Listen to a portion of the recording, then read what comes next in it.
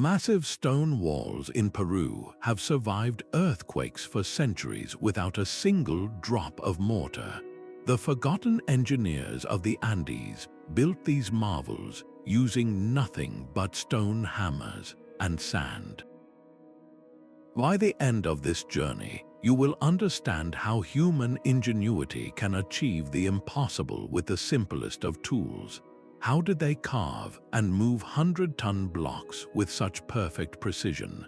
And why did their advanced knowledge vanish so completely? What does it truly mean to build something that lasts forever? These mountains demanded perfection. In the Andes, altitude steals your breath.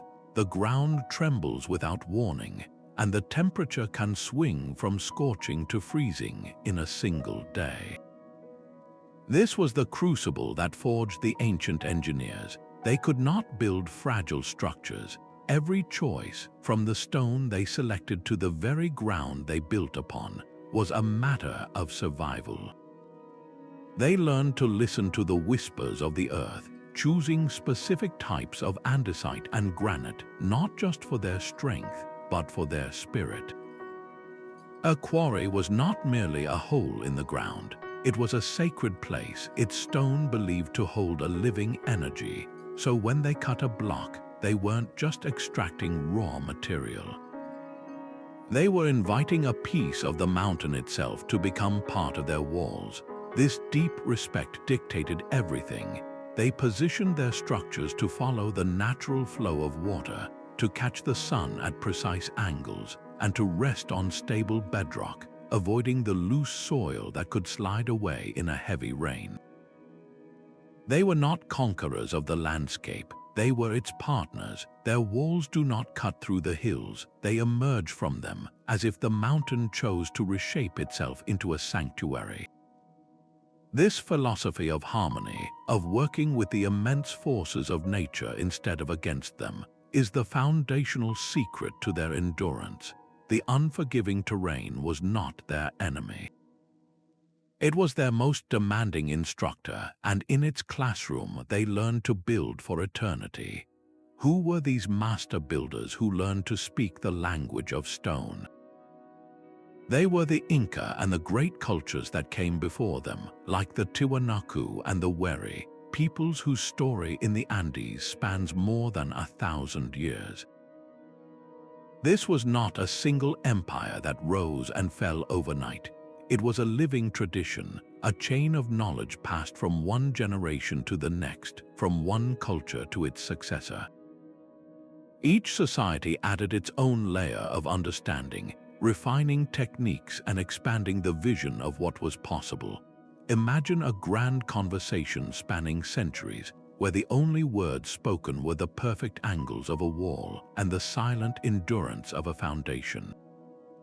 They achieved all of this without a written word. There were no blueprints, no engineering manuals left behind. Their entire library of knowledge was held in memory, passed down through spoken stories, and learned under the watchful eye of a master. A young apprentice would not read about how to select a stone. He would feel it, watching how the master's hammer struck, listening for the ring that signaled good granite, learning the rhythm of the work until it became as natural as breathing. This is why their identity is so deeply etched into the stone itself. Every perfectly fitted joint is a sentence. Every curved wall that defies an earthquake is a chapter. Their story was written in the very landscape they shaped. Their incredible achievements were overshadowed by the arrival of new cultures, their histories often untold or unrecognized in the grand narratives that followed. To remember them now is to reclaim a fundamental truth about human ingenuity. It shows us that profound technological advancement does not require microchips or steel. It can be found in the patience of a hand, the wisdom of an oral tradition, and the deep, respectful partnership between a builder and a mountain. The absence of hard metal tools is not a gap in their story, but the very source of their genius. Their toolkit was the mountain itself. They used harder stones to shape softer ones, grinding stubborn granite and andesite with nothing more than sand, water, and relentless patience. This technique, often called pounding and polishing, was a rhythmic dance of force and friction. A builder would spend days, perhaps weeks, striking one stone with another, not to smash it, but to gradually fracture it along its natural grain. Then, with quartz, sand, and water, they would grind the surface back and forth until it was polished smooth. This was not brute force, it was a conversation with the stone. They had to possess an intimate knowledge of geology to read a rock like we read a page, understanding which types were harder and could serve as hammers, and which were softer and more willing to be shaped. This limitation forced a different relationship with time. There were no quick cuts with a metal chisel. Every block demanded a slow, deliberate ritual, where time itself became their most abundant building material. The result of this painstaking process is the legendary precision we see today. The joints between their stones are so impossibly tight that not even the thinnest blade can slip between them. How could they possibly maintain such flawless consistency across thousands of individual blocks, each one unique?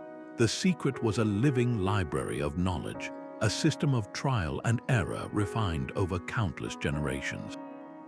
An apprentice would learn by doing, by feeling the vibration in his hands, by memorizing the sound of a perfect strike.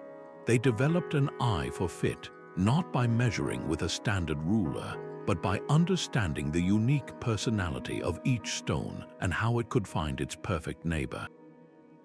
Their mastery stands as a timeless testament to a profound truth. The greatest innovations are not always born from having the most advanced tools, but from the wisdom to use what you have to its absolute limit. The quarry was where the impossible began. Here, the master engineers did not simply find stone. They called it forth from the earth itself. Their primary materials were igneous rocks like andesite and diorite. These stones offered a perfect balance of immense durability and a texture that could be persuaded to yield. They were hard enough to last for millennia, yet not so unyielding as the hardest granites. The extraction process was a display of profound intelligence. To free a massive block, they would often use fire and water. Workers would build a large fire directly against the rock face, heating the stone until it was glowing hot. Then they would douse it with water, causing the surface to contract violently and fracture. This thermal shock made the granite or andesite split along its natural grain lines, creating clean, manageable slabs without a single explosion. Another clever method involved the mountain's own weaknesses. They would seek out natural fissures in the bedrock and drive dry wooden wedges into the cracks. Then they would pour water over the wood. As the wedges absorbed the water, they swelled with tremendous force, slowly and steadily prying the stone loose from its ancient bed. But this was more than just a mining operation. It was a selection process guided by a deep, almost spiritual intention. A stone was not chosen on size alone. Its color, its unique patterning, even its perceived energy were all part of the decision. Some stones, imbued with particular significance, were transported over dozens of miles to reach their destined site, a logistical feat that speaks to their reverence for the material. This is where the next generation learned. An apprentice's education started by watching how a master listened to the ring of a hammer strike, by learning to see the hidden lines of fracture within a seemingly solid wall of rock. The quarry was their first classroom, teaching them to read the mountain's deepest language. This careful, deliberate beginning was the essential first step in a journey that would turn raw stone into a wall that could dance with earthquakes. The rhythmic sound of countless hammerstones striking granite was the heartbeat of their civilization. This was the second stage of the craft, where the rough-hewn blocks were transformed into geometric perfection through a method called percussion and abrasion. Workers, often in teams, would surround a massive stone, each armed with a hand-sized hammerstone made of a harder material like quartzite or basalt. Their task was not to smash the rock but to persuade it. With careful, repeated blows, they would pound the surface, targeting high points and protrusions, gradually knocking them away to create a flat plane. This was a skill of immense finesse. Striking with too much force could create an internal crack, ruining weeks of work and wasting a precious block. The ideal strike produced a specific ring, a clear tone that told the master the stone was yielding correctly, not fracturing. The air would have been thick with dust and the constant, percussive rhythm of stone meeting stone, a symphony of creation that could last for months on a single block. Once the basic shape was achieved through this pounding, the process shifted to a quieter, more meditative phase. For the final shaping and the legendary smooth finish, they turned to abrasion. They used sand readily available from riverbeds as their sandpaper. Mixing the coarse quartz sand with water, they would rub it between the stones or with leather pads, creating a grinding, polishing action. Back and forth for untold hours, this simple mixture of sand and water would wear down the toughest granite, smoothing every imperfection until the surface could gleam in the sun. It was this combination of forceful percussion and patient abrasion that gave them incredible control. They were not limited to simple squares. They could create complex angles, subtle curves, and even concave surfaces that would interlock perfectly with the convex face of a neighboring block. Each stone became a unique puzzle piece, painstakingly custom, fitted to its place in the wall. The slowness of the method was its greatest strength. It forced the builders to know every inch of the stone, to understand its personality and its limits. This intimate, hands-on dialogue with their material is what ultimately produced joints so tight they seemed to fuse into a single, unbreakable mass, a testament to the power of patience over pure power. That rhythmic pounding and polishing was only the beginning. The true magic of Andean engineering was revealed when these perfectly shaped stones finally met the wall. The result is their most famous signature, the seamless joining of polygonal blocks that fit together like an immense, three-dimensional jigsaw puzzle. How did they achieve such impossible precision without modern measurement tools? The answer was a brilliantly simple, yet endlessly patient, process of trial and error. A team of workers would first carve a rough bed or socket for a new stone within the existing wall. Then, using ropes and levers, they would carefully lower the new block into that space. The moment it settled, the points of contact became immediately visible. Workers would then mark these high spots, lift the massive block again, and grind those specific areas down using their abrasive sand. They would repeat this cycle, lowering, marking, lifting, and grinding over and over and over. It was a slow, deliberate dance of fitting, a conversation between the wall and the stone until they finally agreed. To make this process easier, the builders often left small, rounded protrusions on the faces of the stones. These bosses acted as handles, giving workers a secure point to grip with their ropes and levers. Once the stone was perfectly seated in its final home, these bosses were simply ground away, leaving behind the smooth, seamless surfaces we see today. But this was far more than a quest for visual perfection. This iterative fitting method created a structural masterstroke. In an earthquake, a rigid wall wants to crack and collapse. But a wall made of these interlocking, polygonal stones is flexible. When the ground shakes, the individual blocks can shift and rotate minutely against one another, absorbing and dissipating the tremendous energy of the quake throughout the entire structure. The joints are so tight that they require no mortar at all, relying entirely on gravity and friction to hold them together. This technique demonstrates a profound, almost intuitive understanding of structural mechanics. The builders knew that by creating a wall that could move, they were building one that would never fall. Every single wall they constructed was a unique, custom-built system, with each stone speaking to its neighbors. The final result was architecture that didn't fight the earth but danced with it.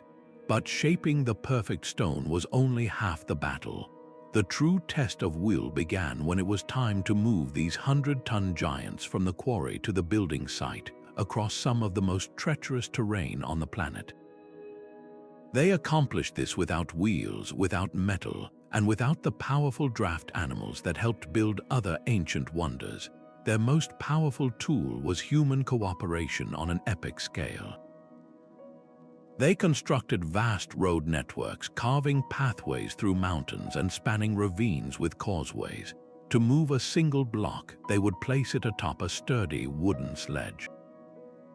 Then teams of laborers, sometimes numbering in the hundreds, would pull on thick, braided ropes made from leather or plant fibers. The sound must have been immense, a chorus of coordinated effort, with leaders calling out a rhythm to synchronize every pull. On steep inclines, the challenge became exponentially greater. Here, they turned to simple physics. Using long wooden levers, crews would methodically rock the massive stone forward, inch by agonizing inch. They would place a log as a pivot, lift the stone slightly, shove a small roller underneath, and then pull again. It was a slow, rocking dance of leverage and patience, a testament to their understanding of balance and force. For crossing rivers, their ingenuity shone again.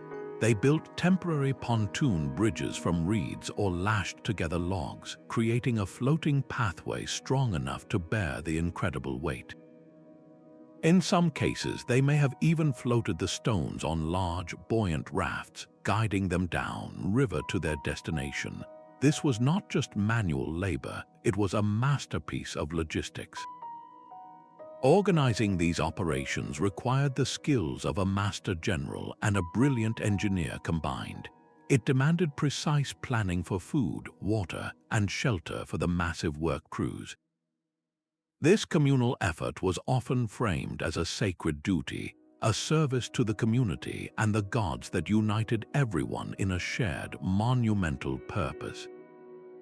The journey of each stone, from a raw piece of the mountain to its place in an eternal wall, was a collective achievement written in sweat and determination, proving that unified human will can overcome any obstacle the earth presents. The sound of flowing water was as vital to their work as the ring of hammerstones. While the rhythmic pounding shaped the stone, it was water that gave these Andean engineers their final, almost supernatural precision.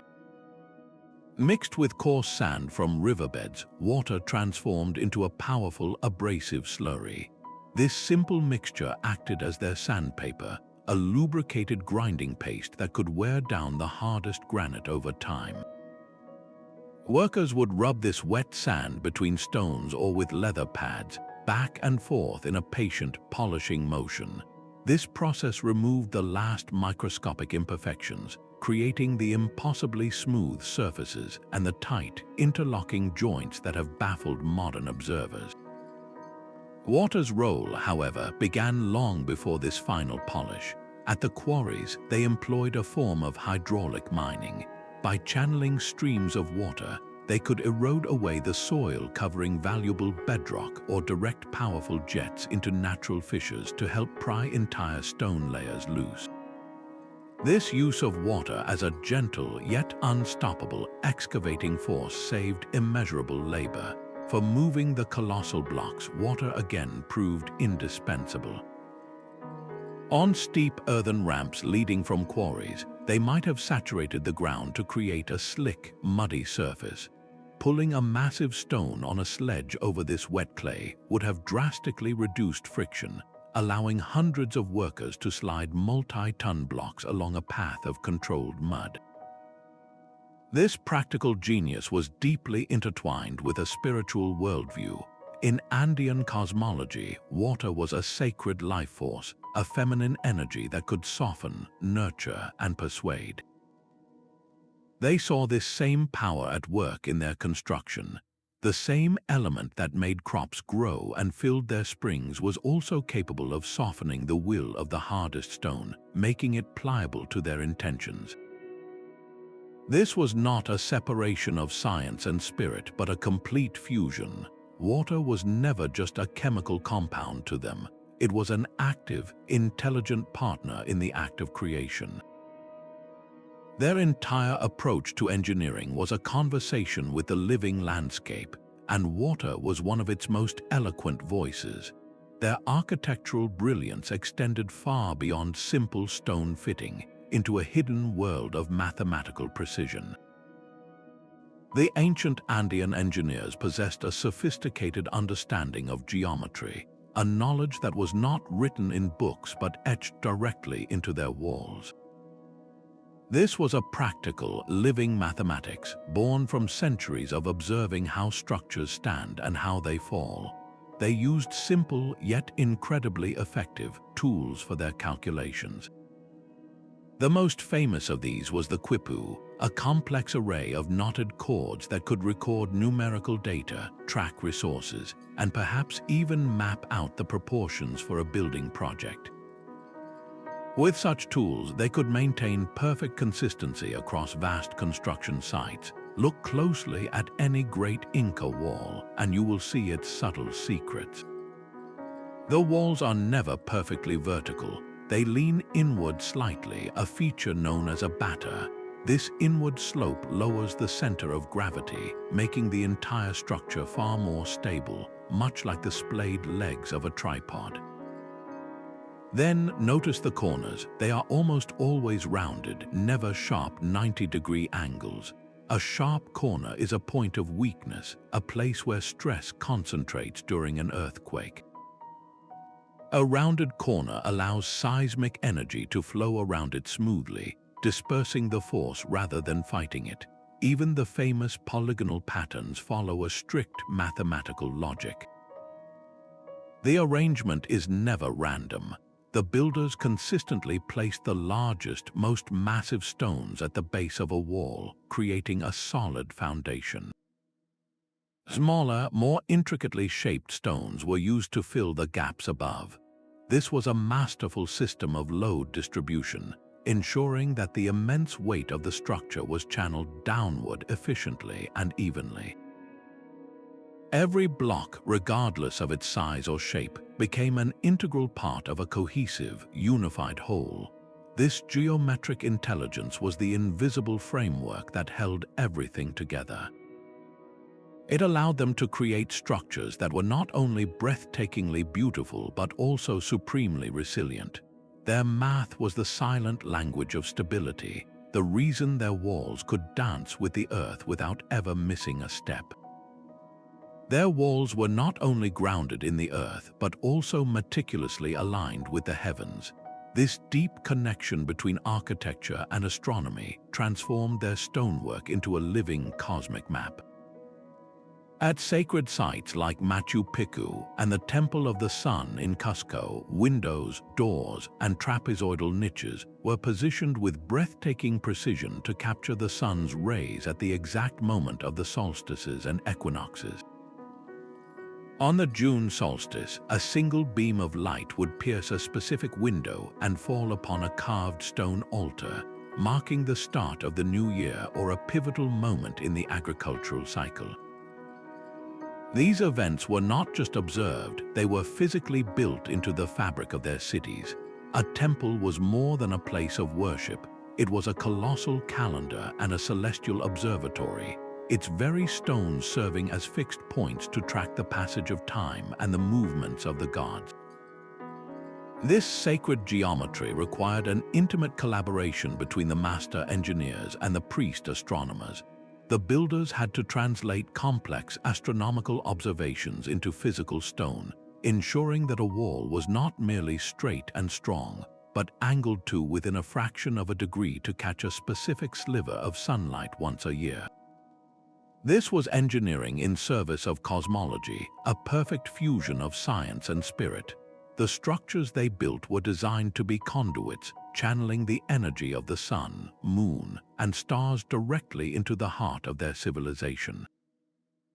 This reveals the ultimate purpose behind their impossible precision. They were not just building walls to last for centuries. They were building bridges between the human world and the cosmic order, crafting a physical reality that was a perfect reflection of the universe they revered. Rising above the city of Cusco, the Fortress of Saxehuaman presents a spectacle of raw, intimidating power.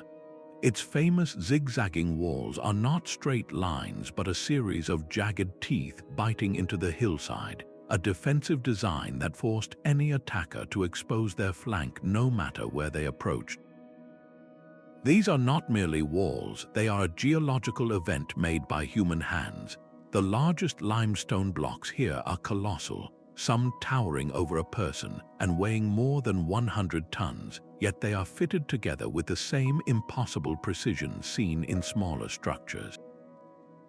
Imagine an invader facing this barrier, each protruding angle creating a deadly funnel and offering defenders multiple angles of attack. This was military architecture refined to a terrifying science. But its strength was not just for war. The same interlocking, polygonal design that made it a formidable fortress also allowed it to absorb the immense energy of earthquakes, rocking and settling without collapsing. The construction of such a place was a generational undertaking. Historians believe it required the coordinated labor of thousands of workers over many decades, all applying the ancient techniques of pounding stones with harder stones, grinding surfaces with sand and water, and patiently fitting each block through endless cycles of trial and error. Beyond the iconic walls, the complex reveals a deeper layer of planning, a network of underground chambers likely used for storage and shelter, winds beneath the surface, while carefully engineered water channels ensured a steady supply for the garrison within. This was a fully self-sufficient stronghold, a masterpiece of comprehensive design. Sacsayhuamán was far more than a military installation. It was the ultimate symbol of Inca imperial power. Its unshakable presence communicated a simple, undeniable message to all who saw it. Our authority is as permanent as the mountain itself.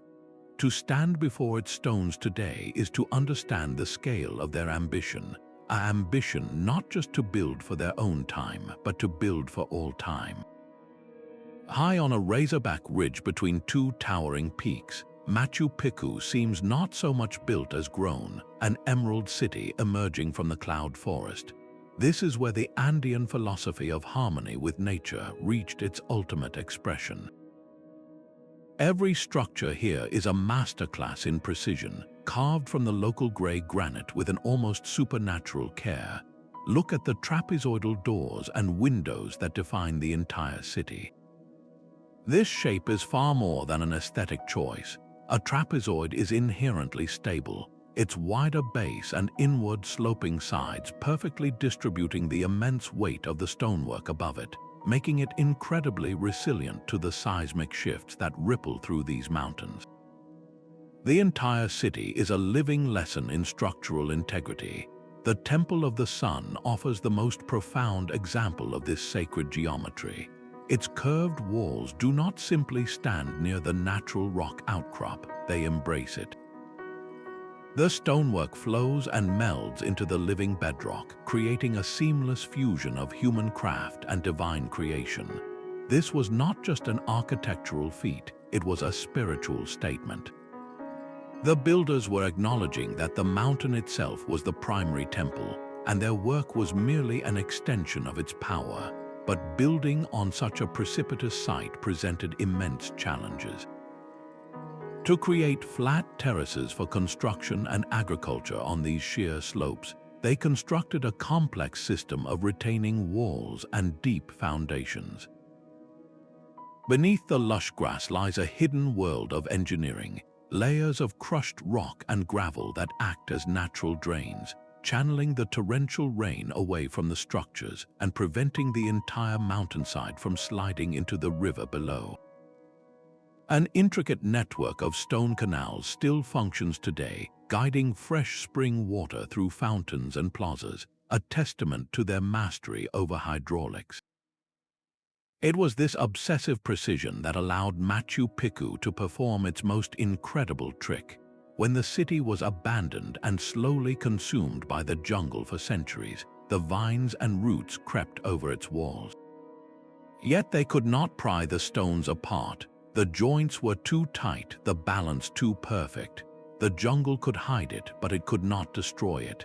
Its rediscovery in the early 20th century was a revelation to the world, suddenly pulling the veil back on a civilization of engineers whose genius had been utterly forgotten. Machu Picchu is their complete and perfect manifesto. A city that proves true durability is not about dominating the landscape, but about becoming one with it. The sheer scale of ambition at Ollantaytambo defies belief. Perched high above a sacred valley, this fortress complex is home to some of the most mystifying stonework on the continent. Its story begins with an almost impossible journey. The massive red granite blocks that form its sun temple were not quarried from the local mountain. They were brought from a quarry on a different mountainside across a deep valley over the roaring Urubamba River and then hauled up to this dizzying height. How did they move stones larger than elephants across such a formidable distance? Archaeologists still debate the exact methods, picturing massive work crews dragging the stones on earthen ramps and perhaps even using the river's current to assist part of the way. This logistical nightmare was a testament to their unshakable will.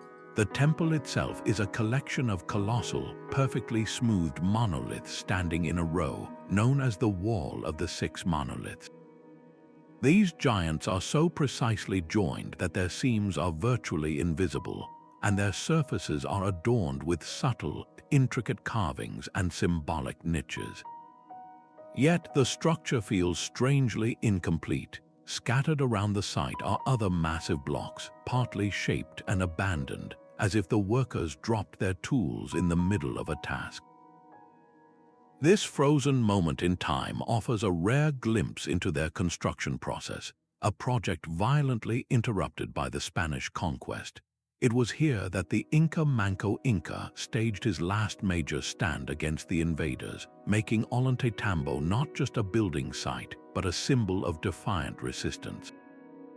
Beyond the temple, the site reveals another layer of genius, an intricate network of stone water channels, still functioning flawlessly today, cascades down the mountainside, supplying the terraces and the town below.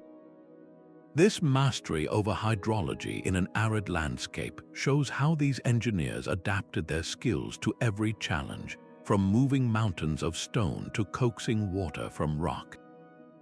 Ollantaytambo stands as a powerful, unfinished symphony, its first movements thundering with skill and its sudden silence speaking volumes about a civilization's interrupted dreams.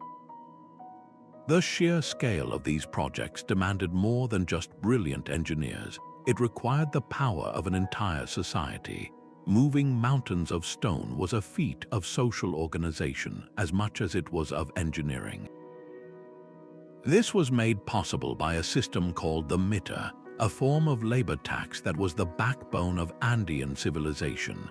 Every community across the empire contributed a rotating crew of workers for set periods, sending them to work on state projects like temples, roads, and fortresses. In return, the workers received food, shelter, and chicha, a traditional maize beer from state storehouses. But this was more than just paying a tax. It was a source of communal pride and social standing.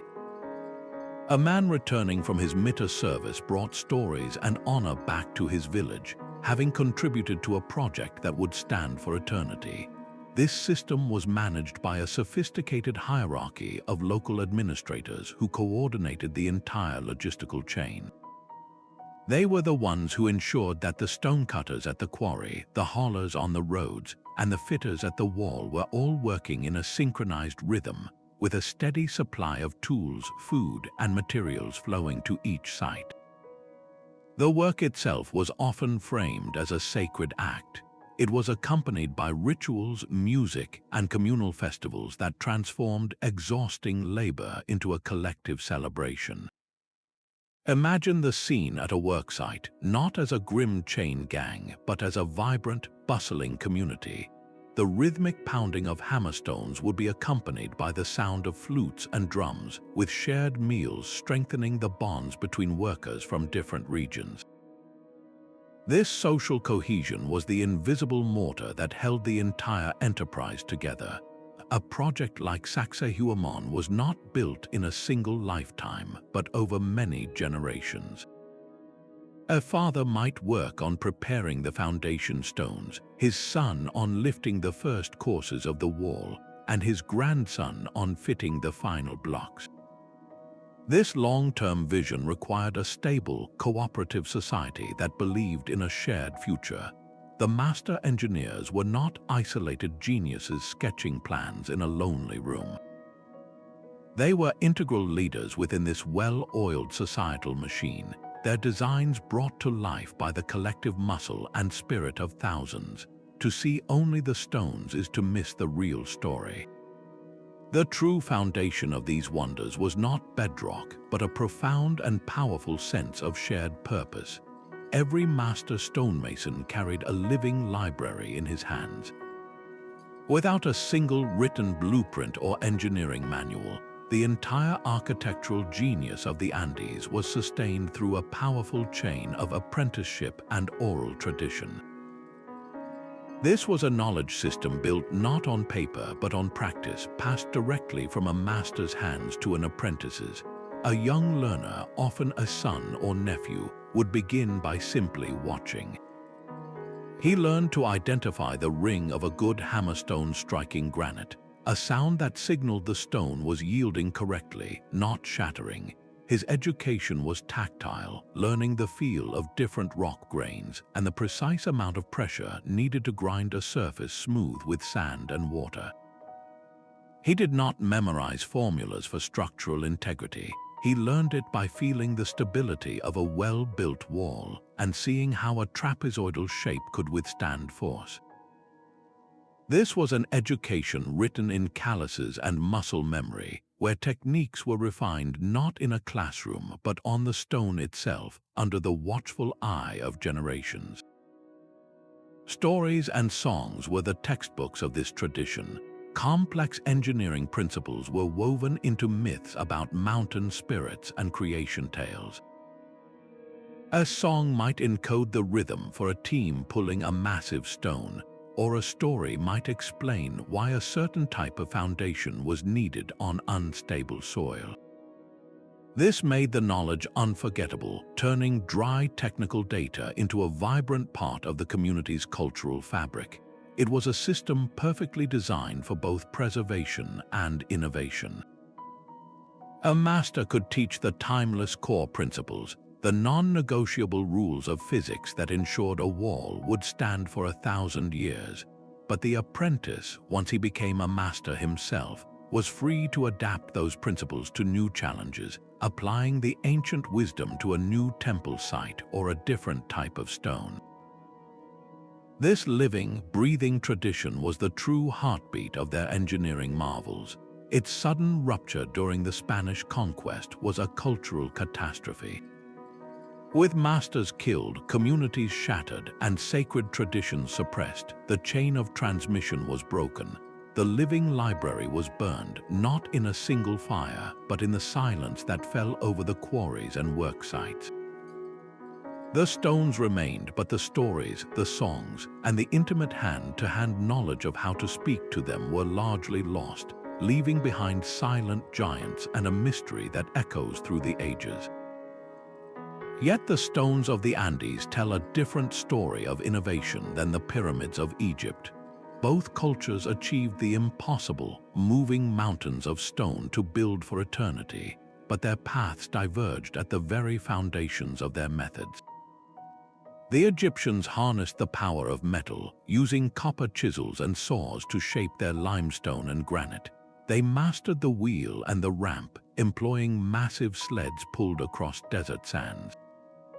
Their genius lay in precision, in the perfect right angles and soaring, geometric forms that reached for the heavens. The Andean engineers, working without metal or the wheel, developed a completely different kind of intelligence. Their polygonal walls were not rigid grids but flexible, interconnected webs. Where an Egyptian wall stands as a monolithic, unyielding plane, an Andean wall is a dynamic system of individual blocks, each one allowed to shift and settle. This was not a lack of sophistication, it was a brilliant adaptation to a different set of challenges. The stable, dry Egyptian plateau demanded one kind of strength, the earthquake-riddled Andes demanded another. Their architectural language was not one of straight lines and perfect squares, but of complex curves and interlocking angles, a direct response to the living, breathing mountains beneath their feet. This distinction extends to their very approach to mathematics. The Egyptians used written formulas and standardized measurements, a system of abstraction that allowed for incredible consistency. The Andeans used their quipu chords and a deeply tactile, iterative process. Their math was not written on papyrus, it was performed with their hands through the endless cycle of lowering a stone, marking a high spot, and grinding it down for a perfect fit. One culture sought to impose a perfect order upon the landscape. The other sought to weave their structures into the landscape's own chaotic rhythms. This comparison reveals a profound truth about human ingenuity. There is no single ladder of technological progress. The Andean model, built on communal labor, oral tradition, and a deep synergy with the environment, stands as a monumental achievement in its own right. It challenges the old narrative that advanced engineering must follow a specific path defined by metal, wheels, and written plans. Their forgotten legacy broadens our very definition of what it means to build a civilization. The enduring perfection of these walls has inevitably sparked wilder theories. How could these ancient people possibly achieve such precision without some secret, now lost to history? One popular idea suggests they used a special plant-based acid, a juice that could soften granite like butter, allowing them to mold the stone to their will. Yet no archaeological evidence has ever been found for such a substance, and experiments attempting to replicate it have consistently failed. Another more speculative theory imagines a lost civilization, one far older and more advanced than the Inca, that passed down tools or knowledge from a forgotten age. While the idea of a single, vanished master race is a compelling story, it overlooks the clear and continuous archaeological record that shows a 1,000-year evolution of technique, from the Tiwanaku to the Wari and finally to the Inca. These cultures were not inheriting a mystery, they were building a tradition. Most mainstream archaeologists point to a far more powerful, though less sensational, explanation. The real advanced technology was not a magical liquid or an alien device. It was their unparalleled social organization, their generational apprenticeship system, and their profound, empirical understanding of materials. They did not need to soften the stone because they had mastered the art of persuasion through patience. The true wonder lies not in a hypothetical lost tool, but in the perfected application of simple ones. Their legacy challenges our own assumptions about progress. We often equate technology with complex machinery, but the Andean engineers remind us that the most powerful tool of all is a human mind, trained by generations and guided by a deep, respectful dialogue with the natural world. The ground beneath their feet was never still. In this land of colliding tectonic plates, the earth frequently trembles and shudders, a constant reminder that permanence must be earned through flexibility. The ancient engineers did not try to fight this reality. They embraced it, designing their structures to move with the earth, not against it. Their mortarless, polygonal walls were a deliberate response to this seismic chaos. Each interlocking stone acts like an individual vertebra in a flexible spine. When an earthquake strikes, the entire wall can sway and settle, the stones rocking and rotating against each other to dissipate the enormous energy. This principle, what we now call a seismic construction, allowed their buildings to dance with the tremors and remain standing long after more rigid structures would have shattered. But their foresight extended far beyond earthquakes. The Andean climate is a pendulum swing between torrential rains and intense sun. To counter the destructive power of water, they engineered intricate drainage systems. Look closely at the base of any great wall, and you will often find small, carefully carved channels that guide rainwater away from the foundations. On the vast agricultural terraces, layers of crushed stone and gravel beneath the soil acted as subterranean drains, preventing the entire mountainside from becoming waterlogged and sliding away. This was preventative medicine for architecture, ensuring that their structures would not be slowly undermined from below. Even their choice of stone was a climatic calculation. They favored dense igneous rocks like andesite and granite not only for their strength, but for their resistance to frost wedging and erosion. In the high altitudes where water seeps into cracks and freezes, expanding with enough force to split boulders, these hard, less porous stones offered superior endurance.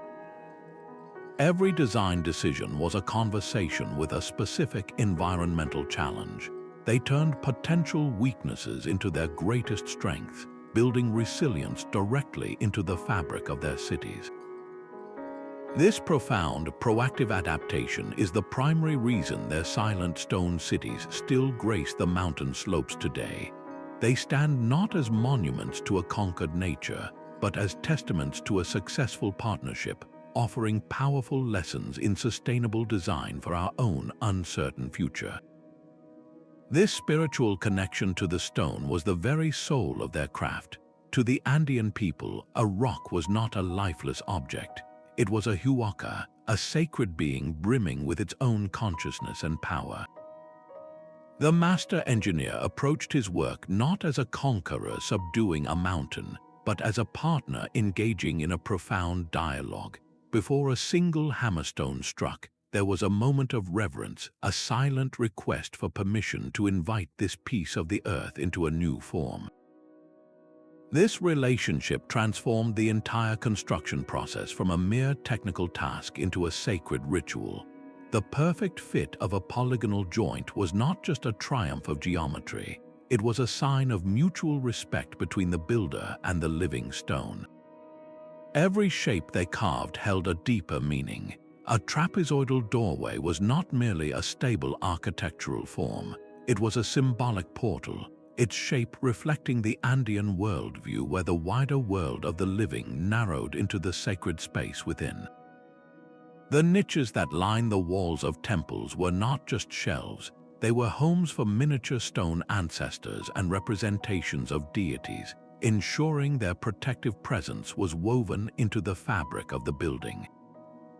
This spiritual dimension provided the ultimate motivation for their obsessive pursuit of perfection. A mason would spend weeks grinding a single surface, not because a foreman demanded it, but because anything less would be an insult to the huaca he was working with. The drive for flawless precision was a form of devotion.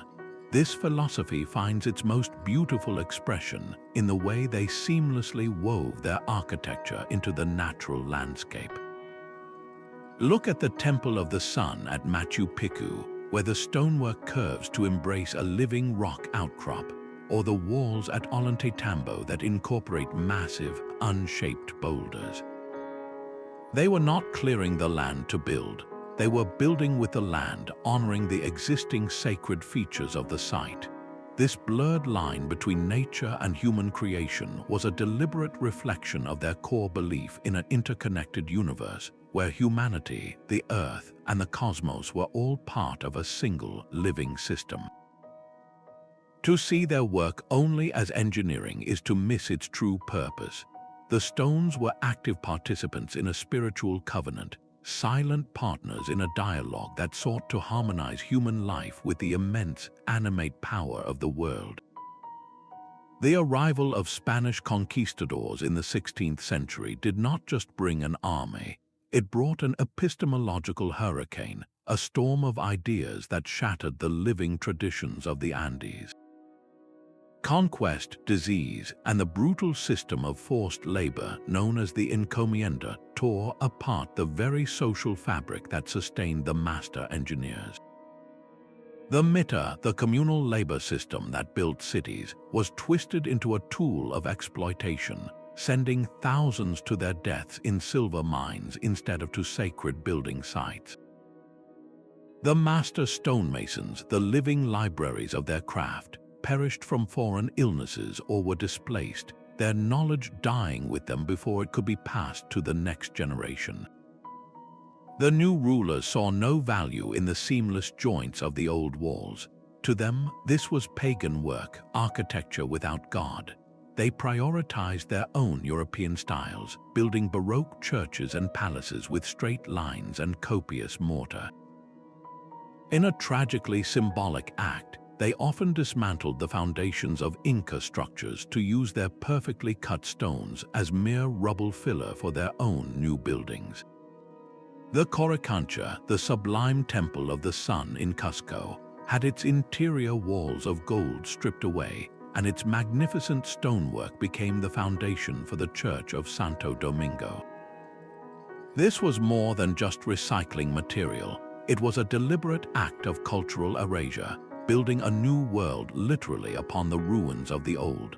Colonial policies systematically suppressed indigenous languages, religions, and traditions, severing the chain of apprenticeship and silencing the oral histories that held the engineering secrets. A father could no longer teach his son the song that held the rhythm for moving a 100-ton block. A community could no longer gather for the sacred festival that celebrated the raising of a new temple wall.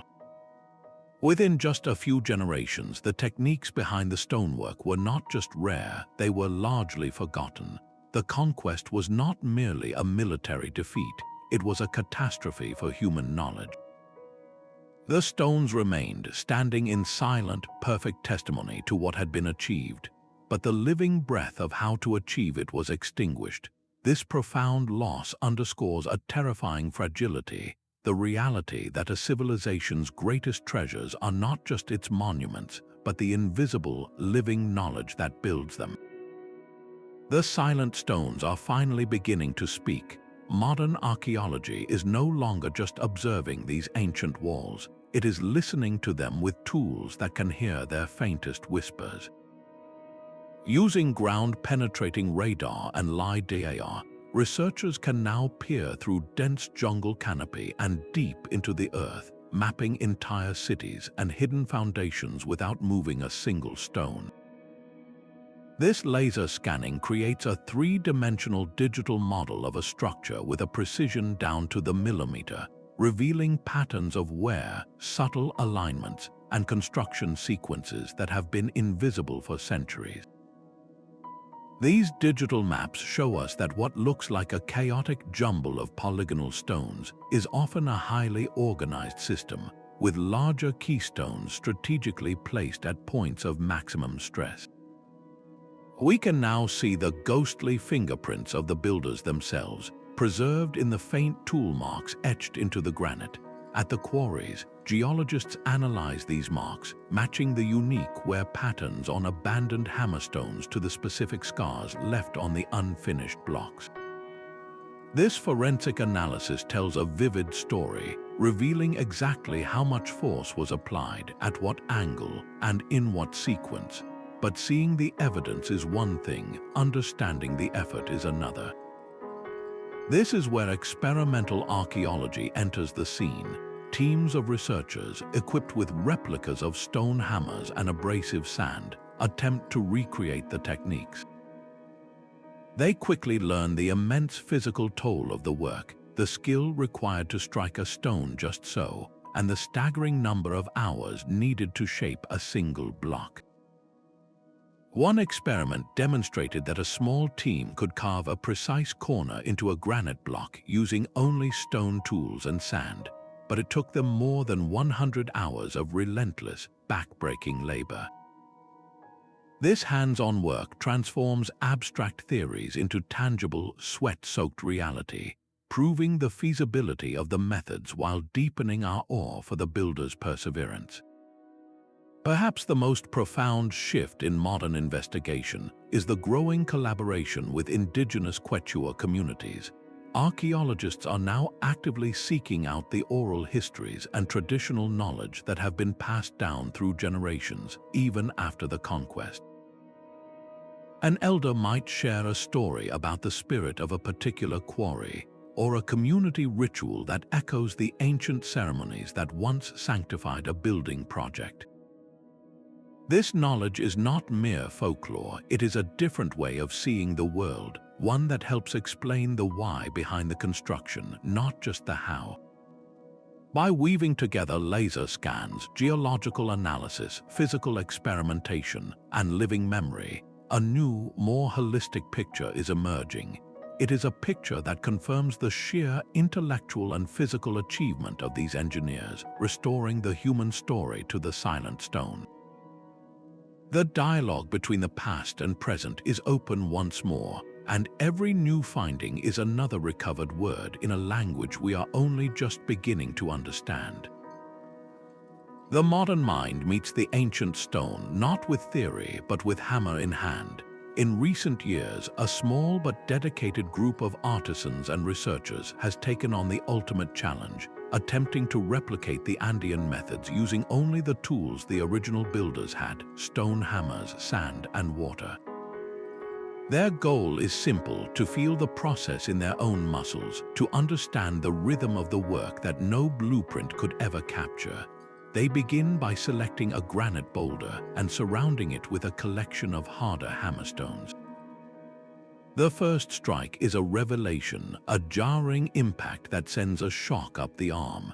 It is not about brute force, but about a precise, repeated percussion. They learn to listen, to distinguish the dull thud of a misplaced blow from the clear, ringing tone that means the stone is yielding correctly. Progress is agonizingly slow. After an entire day of relentless work by a team of people, they may have only flattened a single, small face of the stone. The sheer physical toll is immense, leaving hands blistered and bodies exhausted. A stark reminder that this was a young person's game, built on a foundation of generational stamina. The final fitting process is where true humility sets in. They carve a rough socket in a base stone and attempt to lower their hand-shaped block into it. The first attempt always fails, the block rocking precariously on a few high spots. They mark those spots, lift the heavy stone again, and grind them down with wet sand, a tedious, gritty process. They repeat this cycle: lower, mark, lift, and grind for hours. Their final joint is a testament to their effort, yet it is visibly cruder than the ancient ones, a gap of a few millimeters where the originals show none. This gap is the whole point. It represents the missing ingredient, the tacit knowledge. This is the subtle, unspoken understanding that can only be earned through a lifetime of practice. The intuitive feel for the stone's grain, the innate knowledge of exactly how hard to strike and where, the muscle memory that turns a laborious process into a fluid dance. These modern replicas, while imperfect, are a powerful form of homage. They bridge centuries not with answers but with shared effort. To stand before an ancient wall after trying to build your own is to see not just a monument, but the ghost of a master's hands moving with a skill we can only dimly perceive. Their stonework was not a dead end, but a blueprint for the future. The same seismic principles that allowed Inca walls to dance with earthquakes are now being studied by engineers designing skyscrapers in Tokyo and San Francisco. Modern seismic isolation systems, which place entire buildings on flexible bearings that allow them to sway during a quake, are a high-tech echo of the ancient Andean understanding. They too realized that rigid structures break while flexible ones can survive. This ancient wisdom is finding new life in the quest for resilience. The Andean emphasis on local materials is another lesson that resonates powerfully today. They did not import exotic stones from across an ocean. They used what the mountain provided. This drastically reduced the environmental cost of transportation and created structures that were inherently suited to the local climate. Contemporary architects championing sustainable design follow this very same logic, sourcing materials locally to minimize carbon footprints and ensure buildings are naturally adapted to their surroundings. Their most profound legacy, however, may be their holistic vision. They never separated the technical from the spiritual, the engineering from the environment. A wall was not just a barrier, it was part of a conversation with the earth, the water, and the sun. This integrated approach is inspiring a new generation of architects who seek to create buildings that are not just efficient boxes, but living systems. They are designing structures that harvest rainwater, generate their own solar power, and provide habitats for local wildlife, weaving human habitats back into the ecological fabric. The silent stones of the Andes whisper a compelling question to our modern world. Can we build for both durability and meaning? Their legacy proves that the most advanced technology is not always the most complex. It is the technology that listens, that adapts, and that endures in harmony with the world. By looking back at their forgotten genius, we are not just uncovering the past, we are rediscovering a path forward for our own constructions, a path that leads toward a more sustainable and resilient future. The idea that these stones were shaped by alien hands or a lost super-civilization makes for a thrilling story, but it is a myth that steals credit from the true architects. There is absolutely no archaeological evidence for extraterrestrial involvement, no strange artifacts or futuristic tools left behind. Every single clue points to human hands, human minds, and generations of patient labor. Another persistent tale suggests the builders discovered a magical plant that could melt granite like wax, allowing them to mold the stone to their will. Yet scientific analysis has never found any residue of such a substance on the stones, and experiments to recreate this chemical magic have all failed. The real method was far more grounded and, in its own way, more remarkable. The stones were not softened. They were persuaded through the sheer physical force of pounding and the relentless friction of sand and water.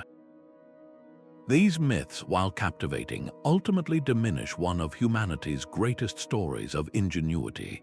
They imply that such perfection was beyond human capability, that it required a supernatural shortcut. But the truth is far more inspiring. It proves what people are capable of when knowledge is accumulated over centuries, when a community shares a unified vision, and when the human spirit is applied to a problem with relentless perseverance.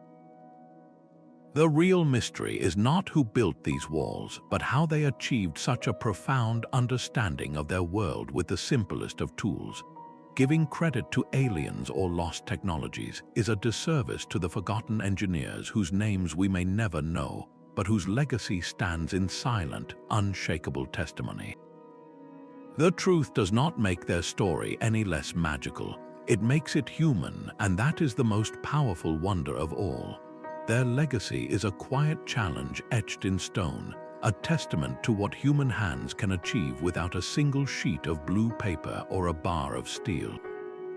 The forgotten engineers of the Andes mastered their world not through complex machinery, but through an intimate, generational conversation with the earth itself. Their true innovation was not a tool you could hold, but a philosophy you could live by. It was a deep understanding that the greatest strength comes from harmony, not domination. They teach us that resilience is not about being unbreakable, but about knowing how to bend and sway without falling.